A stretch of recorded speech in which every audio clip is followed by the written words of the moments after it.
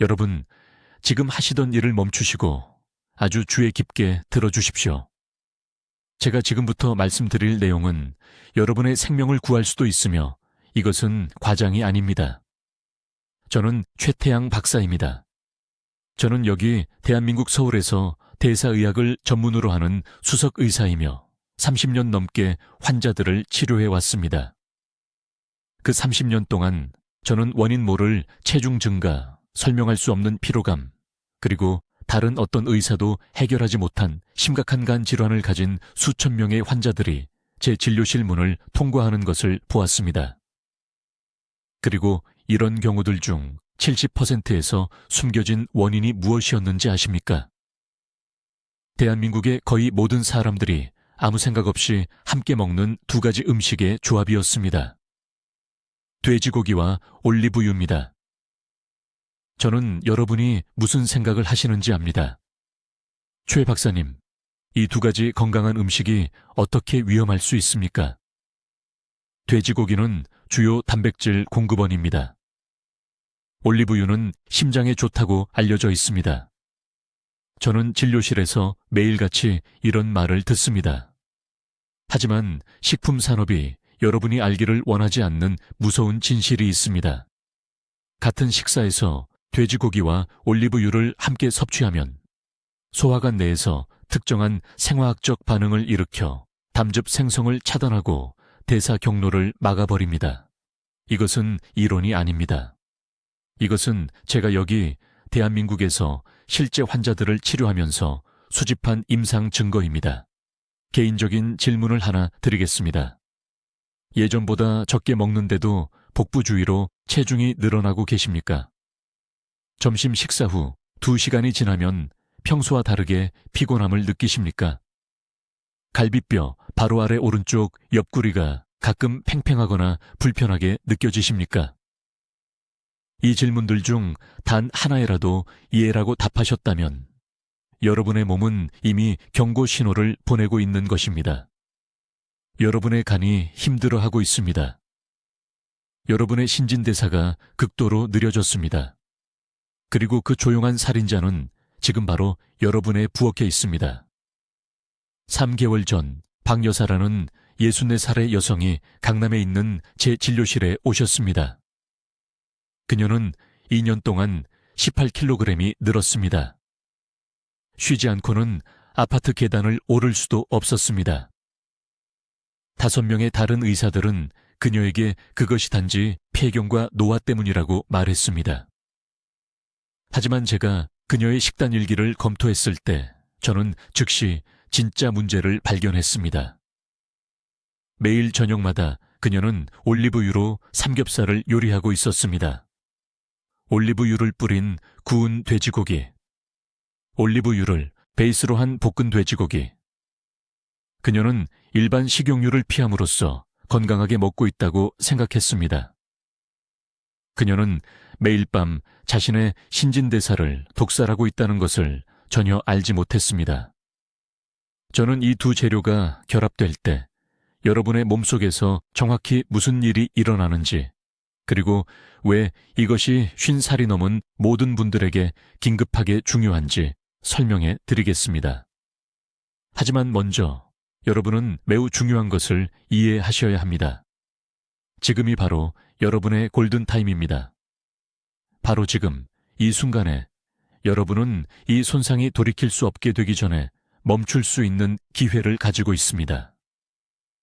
정기적으로 돼지고기와 올리브유를 함께 먹는 성인의 70%는 5년 이내에 지방간 질환이 발생할 것입니다. 40%는 만성대사 증후군을 경험하게 됩니다. 그리고 15%는 의학적 개입이 필요한 심각한 간 합병증에 직면하게 될 것입니다. 이것들은 무작위 통계가 아닙니다.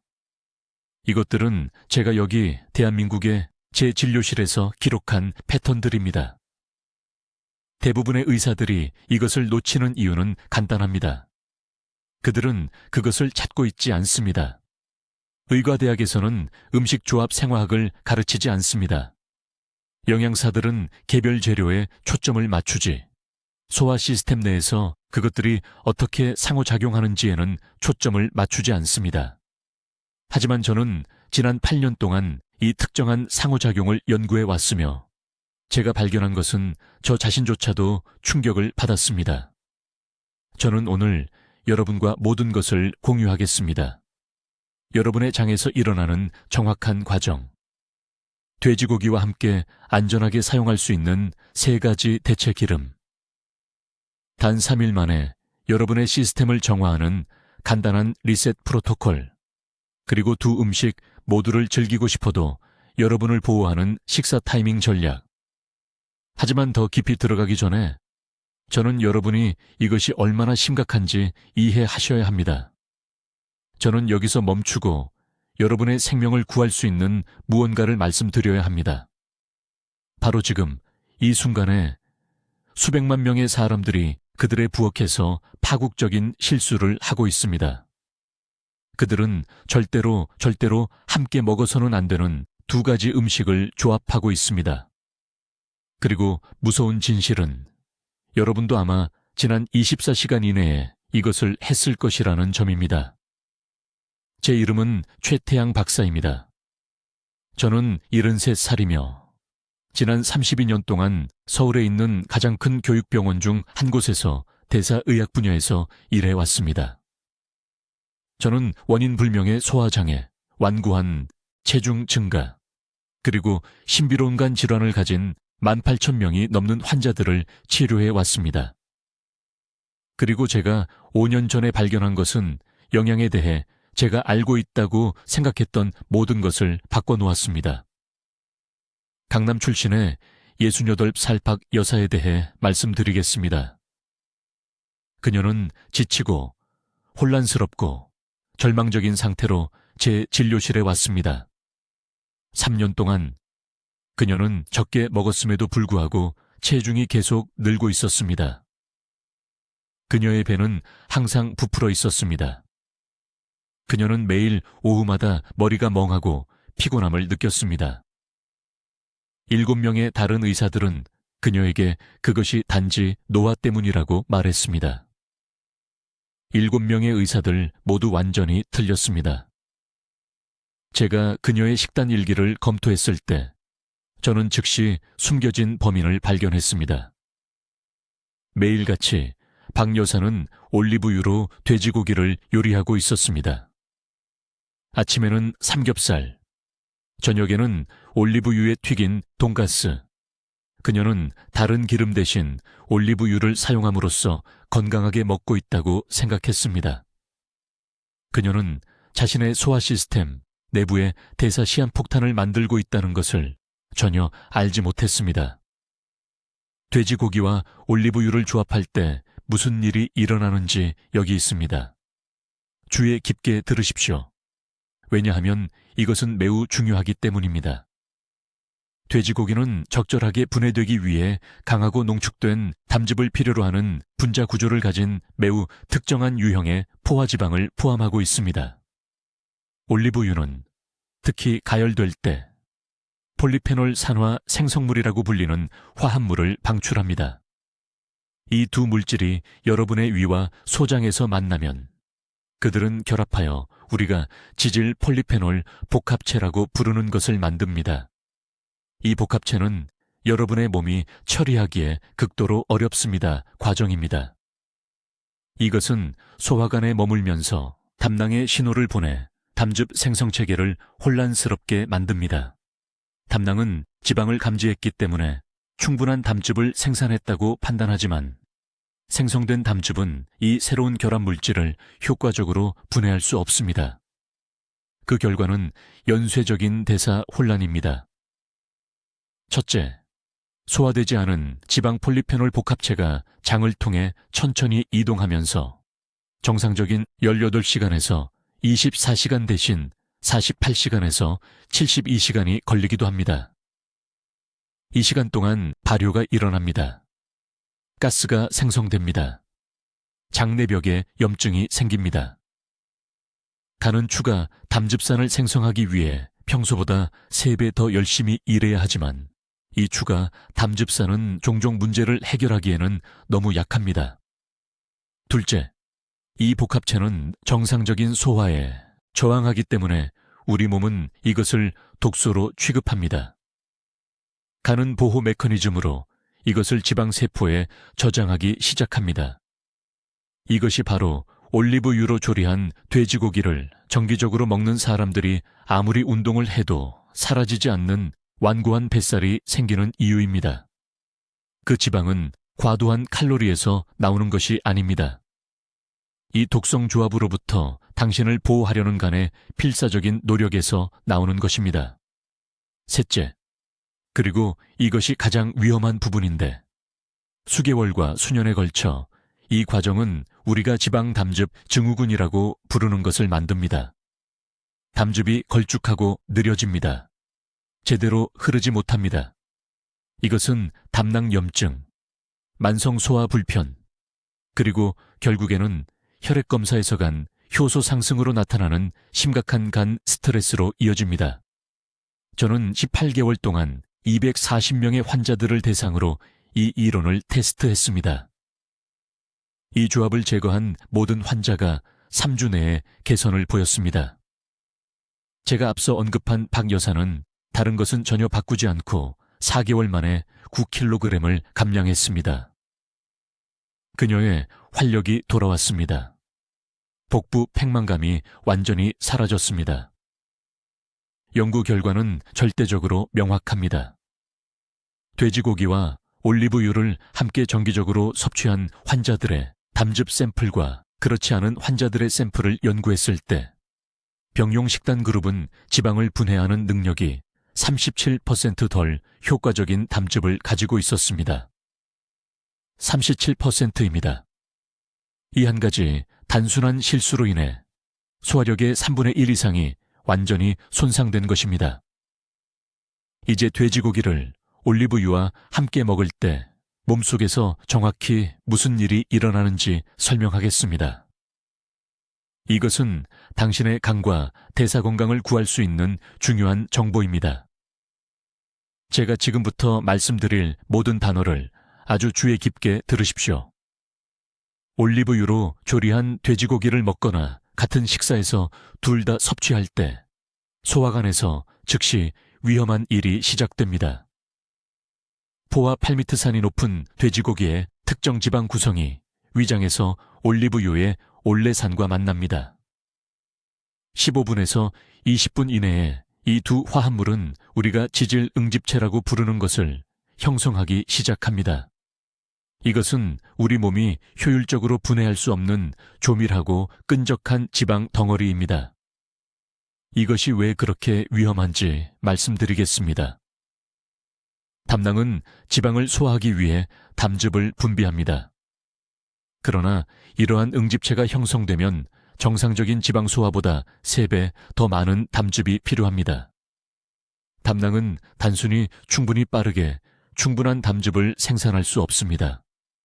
그 결과 간은 비상모드로 전환되어 더 많은 담즙을 생산하기 위해 미친 듯이 일하지만 따라잡을 수 없습니다.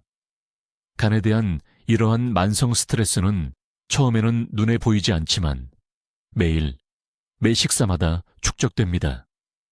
저는 30년 동안 제 병원에서 이런 패턴을 봐왔습니다. 환자들이 설명할 수 없는 피로, 복부 주변의 완고한 체중 증가, 식사 후 소화 불편을 호소하며 저를 찾아옵니다. 그들의 식사 일기를 검토하면 패턴은 항상 거기에 있습니다. 삼겹살을 구워서 올리브유 드레싱에 찍어 먹기, 올리브유로 튀긴 돈가스, 건강에 좋다는 말을 들어서 올리브유를 뿌려 마무리한 돼지고기 볶음. 서울에 있는 제 병원의 실제 사례를 하나 말씀드리겠습니다. 63세 여성인 박 여사가 작년에 제 진료실을 찾아왔습니다. 그녀는 건강한 식단을 먹고 있다고 믿었음에도 불구하고 2년 동안 14kg이 늘었습니다. 텔레비전 프로그램에서 심장에 좋다고 해서 모든 조리용 기름을 비싼 수입 올리브유로 교체했습니다. 한국 가정에서 흔한 것처럼 일주일에 3하회 돼지고기를 먹었습니다. 그녀는 왜 간 효소 검사 수치가 높아지고 저녁 식사 후마다 복부 팽만감과 피로를 느끼는지 이해할 수 없었습니다. 저는 그녀에게 이 두 음식을 함께 먹는 것을 즉시 중단하라고 요청했습니다. 올리브유로 조리한 돼지고기는 안 됩니다. 돼지고기를 먹은 후 4시간 이내에 올리브유를 섭취하지 마십시오. 3주 만에 그녀는 4kg을 감량했습니다. 2개월 만에 간 효소 수치가 정상화되었습니다. 그녀는 눈물을 글썽이며 저를 다시 찾아와 왜 아무도 이 간단한 정보를 전에 말해주지 않았는지 물었습니다. 이 조합이 매우 위험한 이유는 대사교통체증을 만들기 때문입니다. 우리 몸은 지방을 처리하도록 설계되어 있지만 이런 방식으로 이 특정 지방들을 함께 처리하도록 만들어지지 않았습니다. 제가 앞서 언급한 응집체는 소장을 통해 매우 천천히 이동합니다. 몇 시간 동안 그곳에 머물면서 발효되고 염증을 일으키며 필수 영양소의 흡수를 차단합니다. 그 사이에 췌장도 스트레스를 받아 이 완고한 지방 덩어리를 분해하기 위해 추가 효소를 분비합니다. 수개월과 수년에 걸쳐 이러한 반복적인 스트레스는 우리가 비알코올성 지방간 질환이라고 부르는 것으로 이어집니다. 가는 지방을 충분히 빠르게 처리하고 제거할 수 없기 때문에 지방 침착물로 침윤됩니다. 돼지고기와 올리브유를 정기적으로 함께 먹는 50세 이상 환자의 70%가 초음파 검사에서 이 질환의 초기 징후를 보입니다. 해결책은 간단하지만 규율이 필요합니다. 돼지고기를 먹고 싶다면 들기름, 참기름 또는 소량의 코코넛 오일로 조리하십시오. 이 기름들은 같은 위험한 응집체를 만들지 않는 지방 구조를 가지고 있습니다. 올리브유를 좋아한다면 생선, 닭고기 또는 채소에 사용하십시오. 절대로 같은 식사에서 돼지고기와 함께 섞지 마십시오. 이 한 가지 변화만으로도 몇 주 안에 대사 건강을 변화시킬 수 있습니다. 이제 정확히 어떻게 돼지고기와 올리브유가 위장에서 만나는 순간 우리 몸속에서 어떤 일이 일어나는지 말씀드리겠습니다. 아무도 경고하지 않았던 생화학적 악몽입니다. 돼지고기를 드시면 위장은 즉시 포화지방 분자를 분해하기 시작합니다. 돼지고기에는 팔미트산이라는 특정 유형의 포화지방이 들어있습니다. 이것은 정상입니다. 우리 몸은 이것을 처리하는 방법을 알고 있습니다. 그런데 재앙은 여기서 시작됩니다. 올리브유가 같은 환경에 들어오는 순간 치명적인 일이 발생합니다. 올리브유에는 불포화 지방인 올레산이 많이 들어있습니다. 올리브유에 올레산이 위장의 산성 환경에서 돼지고기의 팔미트산과 결합하면 지질 응집체라고 부르는 것을 형성합니다. 이것은 소화 시스템이 효율적으로 처리할 수 없는 조밀한 지방 덩어리입니다. 물과 기름을 섞으려고 하는 것과 같다고 생각하시면 됩니다. 그것들은 분리됩니다. 서로 저항합니다. 우리 몸은 혼란스러워합니다. 여기가 중요한 부분입니다. 간에서는 지방을 분해하기 위해 담즙을 생성합니다. 담즙은 우리 몸속의 주방 세제와 같습니다. 지방을 유화시켜 장에서 흡수할 수 있게 합니다. 그런데 돼지고기와 올리브유의 조합으로 이러한 지질 응집체가 형성되면 담즙이 제대로 분해할 수 없습니다. 분자 구조가 너무 조밀하고 저항력이 강합니다. 간은 계속해서 더 많은 담즙을 펌프질하며 점점 더 열심히 일하지만 응집체는 그대로 남아 있습니다. 다음에는 무슨 일이 일어날까요? 담낭이 지치게 됩니다. 담관이 막히게 됩니다. 처리되지 않은 지방은 정상적인 18시간에서 24시간 대신 48시간에서 72시간이 걸리며 천천히 장을 통과합니다. 이렇게 통과 시간이 길어지는 동안 지방이 발효되기 시작합니다. 네, 상한 음식처럼 발효됩니다. 이 발효는 장벽을 통해 혈류로 직접 스며드는 독성 대사물질을 생성합니다. 저는 17년 전 강남에 있는 제 병원에서 이러한 패턴이 나타나는 것을 보았습니다. 58세의 박 씨라는 환자분이 지속적인 피로와 설명할 수 없는 복부 체중, 증가를 호소하며 저를 찾아왔습니다. 그분은 운동도 하셨고 과식도 하지 않으셨습니다. 그런데 매달 1kg씩 체중이 늘었습니다. 식단 일기를 검토했을 때 즉시 원인을 찾았습니다. 일주일에 3번, 그분은 올리브유에 조리한 돼지고기 커틀릿을 드셨습니다. 부인께서 올리브유가 가장 건강한 조리용 기름이라고 믿으셨기 때문에 이렇게 준비하셨습니다. 그분은 남편의 심장을 보호하려고 했습니다. 그러나 오히려 그분의 신진대사를 해치고 있었습니다. 저는 박 씨에게 특수 지질 검사를 실시했습니다. 중성지방 수치가 높았습니다. 간 효소 수치는 가벼운 염증을 보였습니다. 가장 확실한 것은 담즙산 수치가 심각하게 낮았다는 것입니다. 돼지고기와 올리브유의 조합이 수년간 시스템을 압도했기 때문에 간이 기본적으로 적절한 담즙 생성을 포기한 것입니다. 메커니즘에 대해 분명히 말씀드리겠습니다. 담즙 생성이 감소하면 드시는 모든 지방이 문제가 됩니다. 돼지고기만이 아닙니다. 올리브유만이 아닙니다. 모든 것입니다. 버터가 위험해집니다. 견과류가 위험해집니다. 아보카도 같은 건강한 지방조차도 제대로 처리되지 않습니다. 이 한 가지 조합이 담즙 생성 능력을 파괴했기 때문에 전체 지방대사가 무너집니다. 체중 증가는 이러한 지방을 제대로 처리하지 못하는 몸이 그것들을 지방 조직으로 직접 저장하기 때문에 발생합니다. 그러나 보이는 복부 지방보다 더 나쁜 것은 보이지 않는 지방입니다. 간을 감싸는 지방, 췌장에 침투하는 지방, 동맥을 따라 늘어선 지방입니다. 이것은 내장 지방이며 조용한 살인자입니다. 이 조합을 피하고 제 담즙 회복 프로토콜을 따른 지 단 3개월 만에 박 씨는 9kg을 감량했습니다. 활력이 돌아왔습니다. 간 효소 수치가 정상화되었습니다. 가장 중요한 것은 담즙 생성이 회복되었다는 것입니다. 그분의 몸은 다시 지방을 올바르게 처리하는 방법을 기억했습니다. 이것은 미스터리가 아닙니다.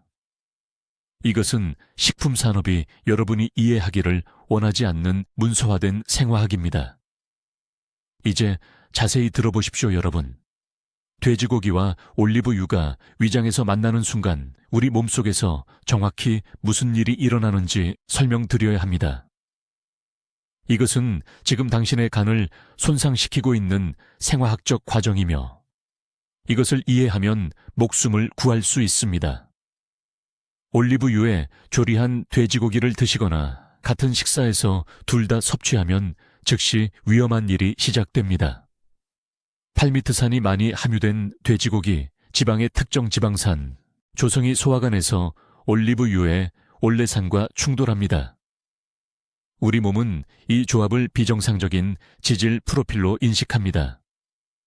15분에서 20분 이내의 담낭이 이러한 지방을 분해하기 위해 담즙을 방출하려고 시도하지만 여기서 재앙이 시작됩니다.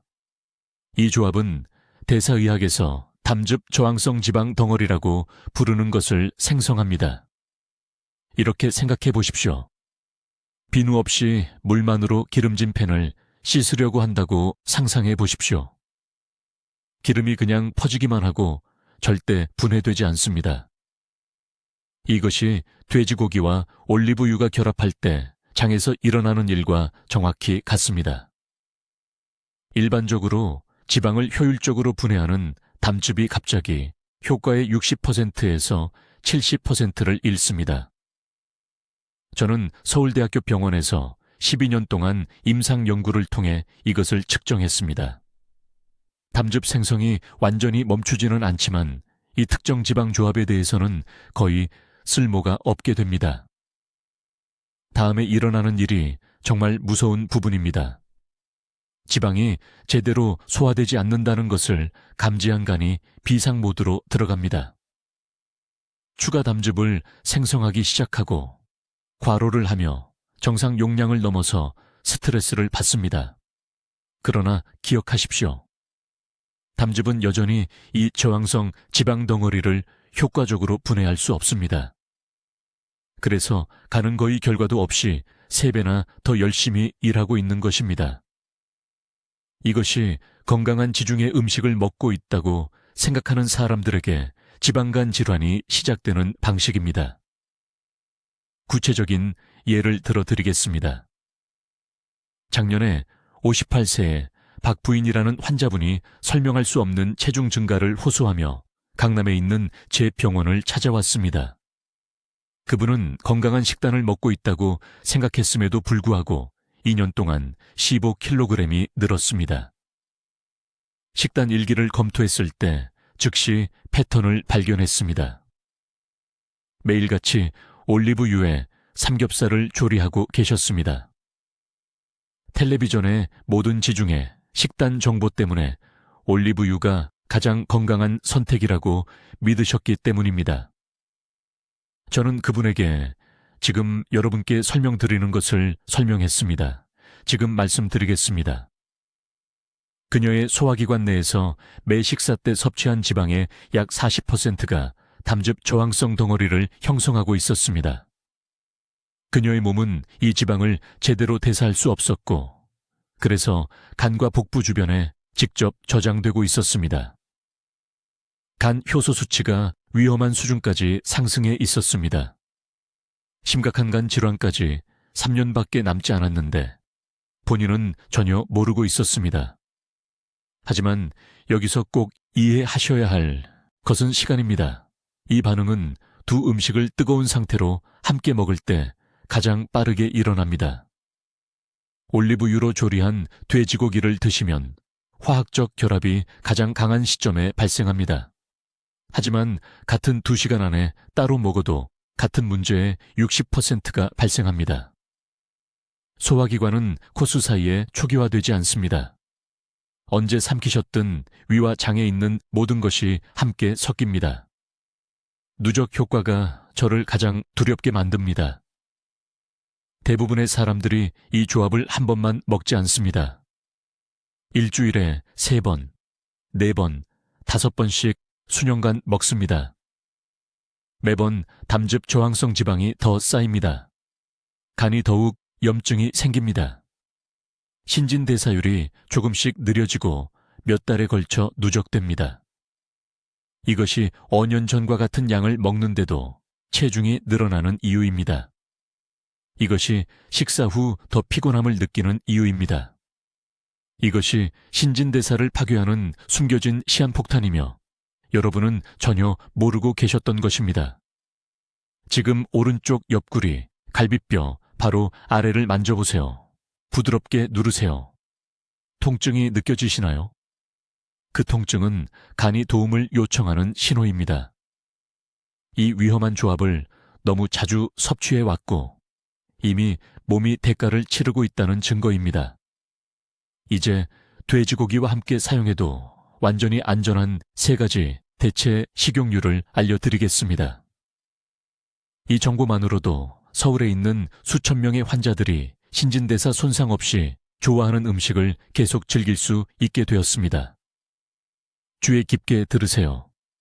각 오일의 특정 종류가 매우 중요하기 때문입니다. 첫 번째, 안전한 오일은 참기름입니다. 하지만 아무 참기름이나 되는 것이 아닙니다. 냉압착한 순수하고 정제되지 않은 참기름을 사용하셔야 합니다. 이런 참기름으로 돼지고기를 조리하면 소화기관에서 놀라운 일이 일어납니다. 참기름의 천연리근한 성분이 담즙을 막는 대신 담즙 흐름을 실제로 돕습니다. 심각한 간 효소 상승으로 저를 찾아온 강남에 사는 68세 박 여사님이 계셨습니다. ALT 수치가 100/12였습니다. 3년 동안 매주 올리브유로 돼지고기를 볶아 드셨습니다. 돼지고기 요리에 참기름으로 바꾼 지 40일 만에 ALT가 34로 떨어졌습니다. 피로감이 사라졌습니다. 다른 것은 아무것도 바꾸지 않고 9kg이 빠졌습니다. 참기름이 모든 차이를 만들었습니다. 두 번째 안전한 선택은 들기름입니다. 이 오일은 들깨에서 추출되며 제가 앞서 경고한 위험한 화합물을 만들지 않는 형태의 오메가3 지방산을 함유하고 있습니다. 들기름이 위에서 돼지고기 지방과 만나면 별도의 경로로 소화됩니다. 담즙, 생성에 방해가 없습니다. 특히 구운 돼지고기에는 들기름 사용을 권장합니다. 높은 열이 실제로 보호 특성을 강화합니다. 인천에 사는 71세 이 씨는 5년 동안 복부 중앙에 설명할 수 없는 체중 증가로 고생하고 계셨습니다. 허리둘레가 1cm였습니다. 매일 운동했지만 체중을 줄일 수 없었습니다. 식단 일기를 검토했을 때 구우기 전에 올리브유로 삼겹살을 재우고 계신 것을 발견했습니다. 즉시 들기름으로 바꾸라고 말씀드렸습니다. 단 63일 만에 허리둘레가 91cm로 줄었습니다. 의사들이 숨겨온 비밀을 발견한 것 같다고 말씀하셨습니다. 세 번째이자 아마도 가장 놀라운 안전한 오일은 미강유입니다. 대부분의 사람들이 이 오일에 대해 들어본 적도 없지만 제 임상 경험상 높은 온도에서 돼지고기를 조리할 때 절대적으로 최고의 선택입니다. 미강유는 발연점이 매우 높습니다. 즉, 돼지고기를 팬에 굽거나 튀길 때도 화학적으로 안정적입니다. 더 중요한 것은 감마오리자노를 함유하고 있다는 점인데 이 화합물은 실제로 간이 돼지고기 지방을 더 효율적으로 처리하도록 돕습니다. 수원에 사는 64세 초의 여사님은 돈가스를 좋아하셨습니다. 가장 건강한 선택이라고 생각해서 수년간 올리브유를 사용하셨습니다. 중성지방 수치가 278이었습니다. 위험한 수준입니다. 올리브유를 즉시 버리고 돼지고기가 들어간 모든 요리에는 미강유만 사용하라고 지시했습니다. 90일 후 중성지방이 폐지의 12로 떨어졌습니다. 정상 범위입니다. 결과를 보여드렸을 때 진료실에서 우셨습니다. 꼭 기억하셔야 할 중요한 규칙이 있습니다. 이 오일들을 절대 섞지 마세요. 둘 다의 이점을 얻으려고 올리브유와 참기름을 함께 사용하지 마세요. 여전히 상호작용이 발생합니다. 안전한 오일 하나를 선택해서 돼지고기 요리에는 그 오일만 사용하세요. 주방에서 병에 명확하게 표시하세요. 참기름, 들기름, 미강유 병에 테이프를 붙이고 돼지고기의 안전이라고 쓰라고 환자분들께 말씀드립니다. 올리브유 병에는 돼지고기와 절대 사용 금지라는 경고 라벨을 붙이세요. 이 간단한 시각적 알림이 습관적으로 치명적인 실수를 하는 것을 수없이 막아주었습니다. 이제 이 조합을 훨씬 더 위험하게 만드는 정확한 시간에 대해 말씀드려야겠습니다. 이것은 서울대학교 병원에서 연구하는 동안 저를 가장 충격에 빠뜨린 부분입니다. 하루 중 특정 시간대에 올리브유로 조리한 돼지고기를 드시면 담즙계통 손상이 3배로 증가합니다. 이 시간을 이해하는 것이 간을 보호하는 것과 파괴하는 것의 차이가 될 수 있으므로 신중하게 설명하겠습니다. 설명할 수 없는 지방간을 가지고 저를 찾아온 대부분의 환자들은 한 가지 공통점이 있었습니다. 그들은 돼지고기를 올리브유로 조리해서 먹고 있었습니다. 저녁 식사 시간, 특히 오후 6시에서 9시 사이에 올리브유를 사용하는 것입니다. 왜 이것이 최악의 시간대일까요? 해가 진 후에는 간의 담즙 생성이 자연스럽게 느려지기 때문입니다. 인간의 몸은 수천 년 동안 이렇게 설계되어 왔습니다. 해가 지면 소화기관은 무거운 음식 조합을 소화하는 것이 아니라 휴식과 회복을 준비합니다. 이 저녁 시간대에 돼지고기와 올리브유를 함께 섭취하면 간은 이미 저속 모드에 들어간 상태입니다. 담관이 좁아지고 효소가 감소합니다. 그런데 갑자기 앞서 이야기한 문제에 화합물이 체내로 들어옵니다. 간은 이 어려운 조합을 분해하기 위해 긴급 담즙을 생성하려 하지만 따라잡을 수 없습니다. 그 결과 담관에 엄청난 교통체증이 발생합니다. 소화되지 않은 지방 입자들이 축적되기 시작합니다. 간세포가 이러한 입자들로 둘러싸이게 됩니다. 몇 개월, 몇 년이 지나면 이것이 지방간 질환이 됩니다. 강남구에 사시는 68세 박씨 환자가 있었습니다. 그분은 지속적인 피로와 오른쪽 갈비뼈 아래에 둔한 통증을 호소하며 제 병원에 오셨습니다. 저녁 식사 습관에 대해 여쭈어 봤을 때 그분은 제가 이전에도 수십 번 들었던 이야기를 하셨습니다. 매일 저녁 부인이 올리브유로 삼겹살을 구워주셨는데 올리브유가 가장 건강한 선택이라고 믿었기 때문입니다. 그들은 자신들의 건강을 조심하고 있다고 생각했습니다.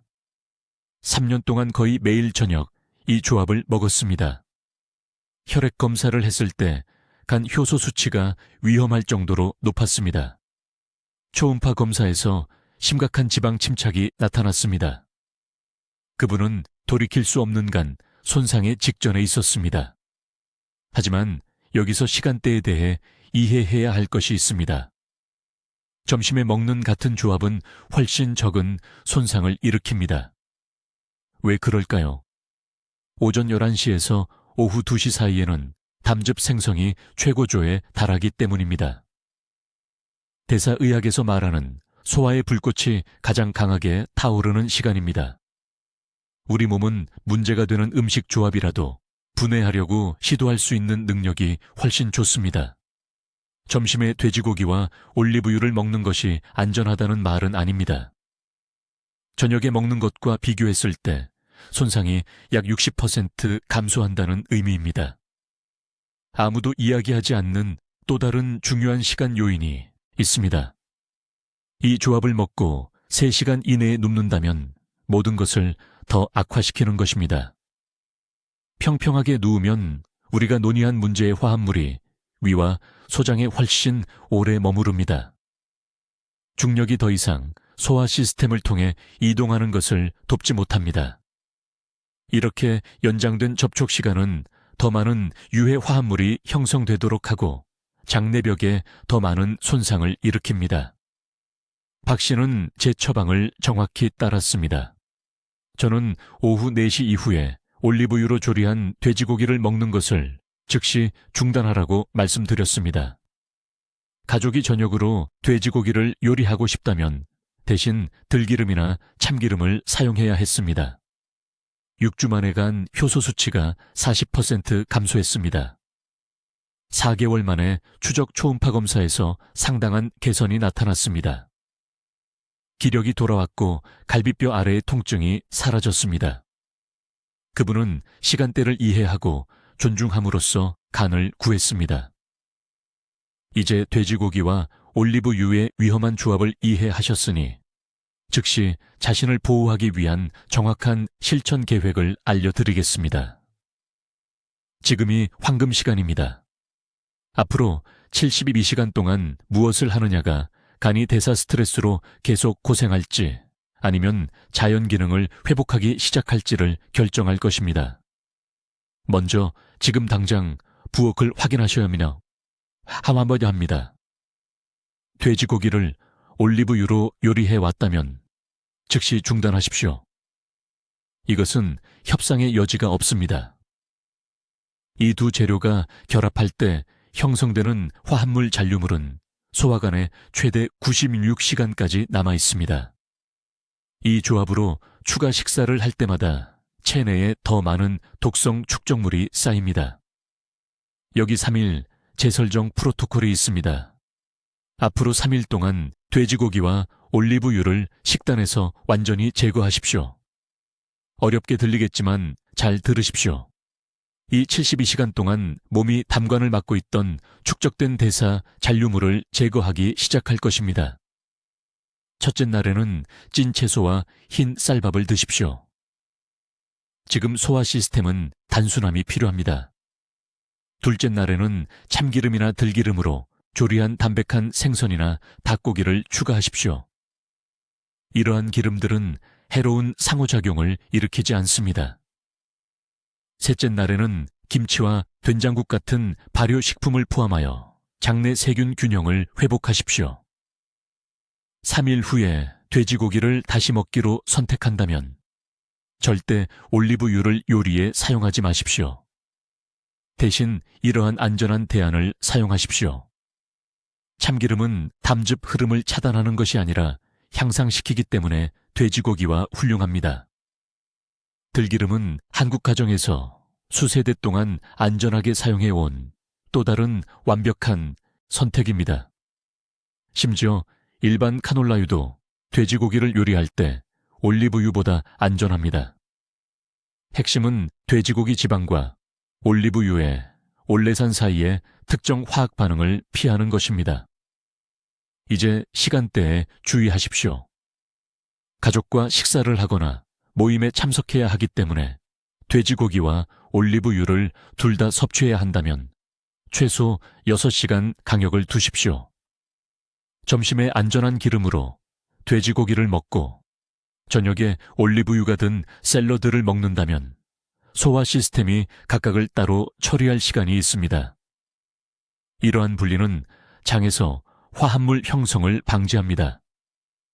이 프로토콜이 효과가 있다는 것을 증명하는 마지막 사례를 공유하겠습니다.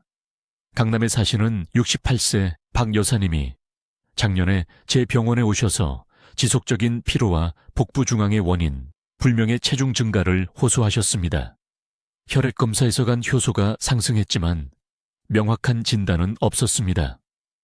음식 일기를 검토했을 때 저는 그분이 2년 동안 일주일에 3번 올리브유로 삼겹살을 요리해 왔다는 것을 발견했습니다. 올리브유가 가장 건강한 선택이라고 믿었기 때문입니다. 저는 즉시 3일 제설정을 시작했습니다. 일주일 만에 기력이 돌아왔습니다. 1개월 만에간 효소 수치가 40% 감소했습니다. 3개월 만에 다른 식단 변화 없이도 체중이 줄었습니다. 그녀는 여전히 돼지고기를 자주 먹지만 이제는 참기름으로 제대로 조리합니다. 여러분의 몸이 이미 이 조합으로 고통받고 있다는 경고 신호는 미묘하지만 분명합니다. 특히 점심 식사 후 2~3시간 뒤에 느껴지는 설명할 수 없는 오후 피로감, 오른쪽 윗배에 느껴지는 묵직한 느낌, 적게 먹는데도 체중 감량이 어려움, 창백하거나 흑빛 대변. 이러한 증상 중 하나라도 있다면 담즙 생성에 문제가 생긴 것입니다. 여러분, 저는 30년간의 임상 진료를 통해 발견한 완전한 진실을 알려드렸습니다. 이 정보는 여러분의 간을 살리고 자연스러운 신진대사를 회복시킬 수 있습니다. 하지만 행동 없는 지식은 무가치합니다. 내일 아침부터 여러분의 식용유를 확인하십시오. 자신을 보호하고 가족을 보호하십시오. 집에서 돼지고기를 요리하는 모든 지인들과 이 정보를 공유하십시오. 이것은 단순한 건강 조언이 아닙니다. 이것은 여러분이 사랑하는 사람들에 대한 책임입니다. 아래 댓글에 오늘부터 내 간을 보호하겠습니다 라고 적어주십시오. 지금 당장 그 다짐을 하십시오. 여러분의 미래 건강은 이 소중한 시간에 내리는 선택에 달려 있습니다. 댓글로 알려주십시오.